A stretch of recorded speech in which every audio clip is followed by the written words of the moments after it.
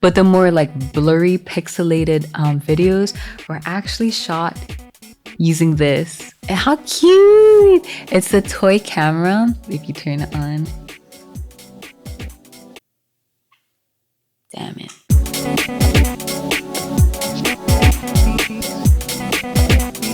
How can I find the words to say? Hello guys, welcome back to part 2 of the Words Pisces Kid remix. What would you call this? BTS? Behind the scenes, behind the sounds? If you haven't seen part 1 yet, I recommend you go watch that first before you watch this one. Part 1 talks about like the music evolution of words, which is a track I wrote and I produced. So that'll give you a better understanding like of the backstory behind words and where it came from and how it's grown to be what it is now and what that reflects for me. So yeah, go watch that first before you watch this one. So for today's part 2 video, we are talking about the behind the scenes of the Visualiser. But before we talk about the remix's Visualiser, just like part 1, I kind of want to take you guys through the evolution, the growth, the history of the visuals behind words. And some people may think that it first starts with the music video for the version of Words that came out in October 2020 for my debut EP, Head in the Clouds. But that wasn't technically the first one. So I had a visualizer for the initial draft of Words. So that was around 2017, right?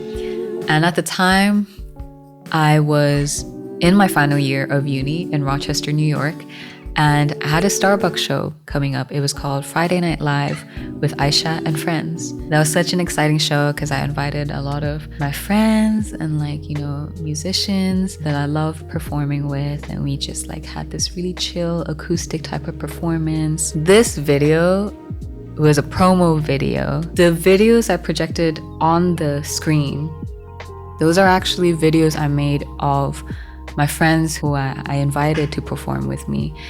And I had this whole rollout for marketing where I would make posters, post them around campus. I also created videos, to post online and to just have people share them around, be like, hey, there's a show coming up, let's go watch. It was either posting a video every week or posting a video every day leading up to the show, I can't remember. But I created a video for each musician just to showcase who is being featured, who is joining me. I love doing that. But they were videos kind of obscure. I was a very, very artsy kid, guys. I would record really zoomed in on them, or have their backs facing to me, have a little silhouette, only show their instruments, whatever that made people think oh my gosh, who's this? So I just love the element of surprise and suspense, keeping people on their toes. So yeah, those projected videos were all of my friends just jamming out kind of thing. And my video was the last video to show to really push the promo. So in my mind, I was how can I gel everything together? Oh, let me project my friends and show that, this is one cohesive thing. So that to me is the initial visualizer, the first visualizer for words. In 2020, after sophomore had done the final mix for Words, the one we know today as the official release, we filmed the video, and I had a very, very, very particular concept for it. If you guys want to check it out, I actually have a BTS of Words. Yeah, I just don't want to get into too much detail since I already have that video. So I had Wesley shoot the video for me. Super cool dude. Recording the video at the time was a bit of a struggle. We already had a plan for the location of the music video, and we knew we wanted to shoot in an area on the beach where it was quiet and secluded, meaning no people or buildings around, because I just wanted that feeling of isolation, since the song pretty much talks about being in your head, and it's this very reflective type of tone. We were climbing up on rocks at certain points, trying to figure out like where to go, what's the best place to go. And we were getting worried because we were trying to get golden hour, especially the sunset. And like the sun was quickly going. But we eventually got to an area and the sunset, the colors, the golden hour was so perfect. So to me, I was like, this was worth it. And I'm so glad it worked out in the end. So after we shot that, I sent the footage to Mackenzie, the animator. I met Mackenzie when I was in Rochester. We were in different schools, but like we met up at this like composer, filmmaker meet and greet kind of thing. After we got connected, I ended up scoring for one of her short films. So when I was in pre-production for this music video, I was like, let me reach out to Mackenzie and see if she's interested or available for this. Her attention to detail is amazing, and her animations made the storytelling so much more immersive. I had the idea of using butterflies as the overall symbolism for the song because of that one line that says, I turn around, we lock eyes, feel the butterflies beginning to soar.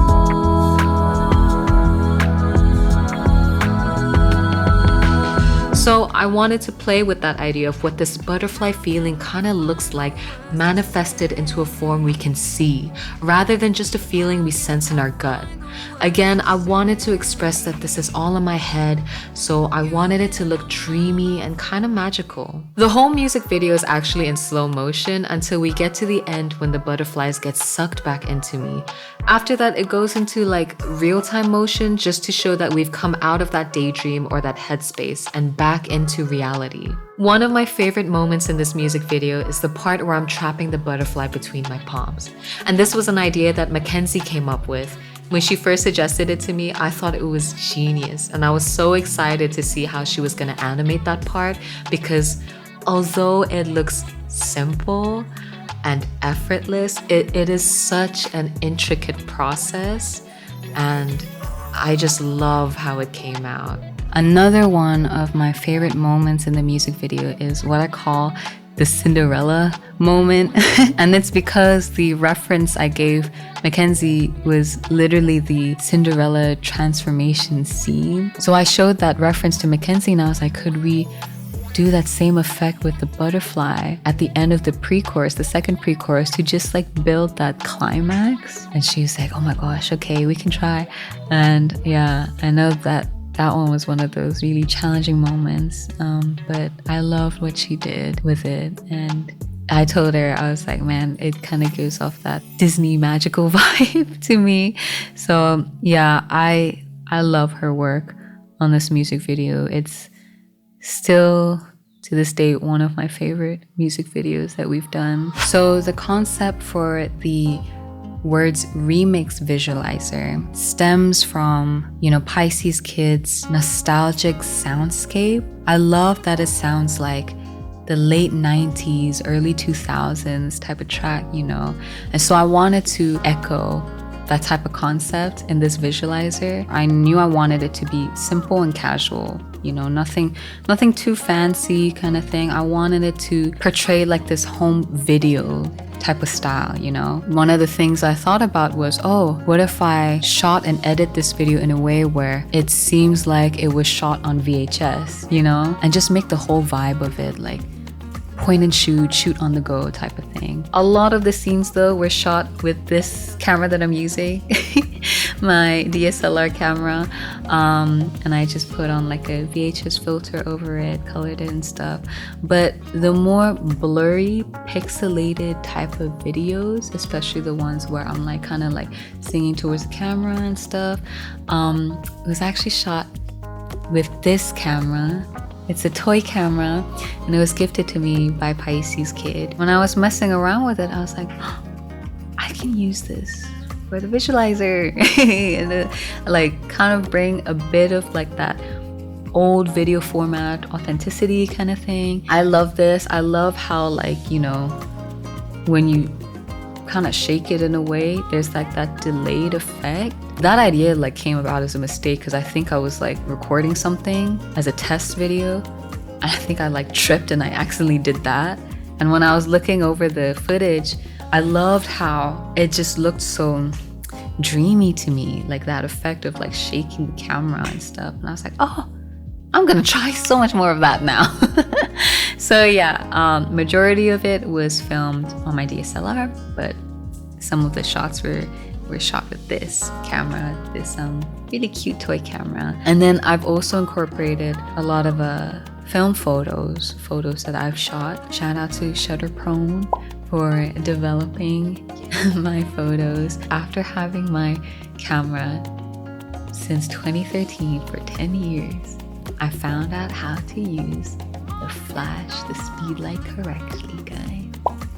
I was doing the whole like manually pressing this and pressing this, the shutter at the same time. I don't know why I didn't just ask people or Google how to use it properly. But I was telling the guys at Shutterprone, when they found out how I was using it, they were like, what? And so so I thought like, you know, the flash couldn't set off automatically. I would have to manually do it. But they showed me how to do it in a way where you can just automatically have it go. So yeah, I decided to, instead of asking them first or seeking advice first, I went and experimented on my rolls. So they came out like this. And at first glance, I was like, oh my gosh, did I waste so many rolls? But I like to be resourceful. I don't like to waste anything. So I kind of took a look at these photos and I was like, hold on, like I can use them for something. You know, whether like I overlay it over something, or in this case, in this video, I wanted to create like a stop motion effect, because a lot of them were like motion based, like you can see there's an energy to it. And so I was like, let me try that effect. And I think I experimented with this shot and I was like, I love it, let me try doing that, you know.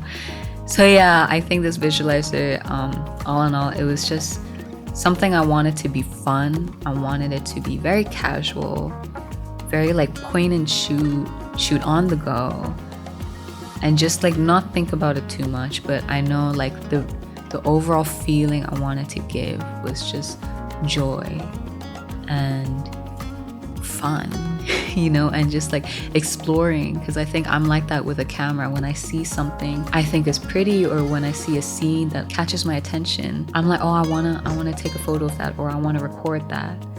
So that's something I wanted to kind of showcase in the visualizer.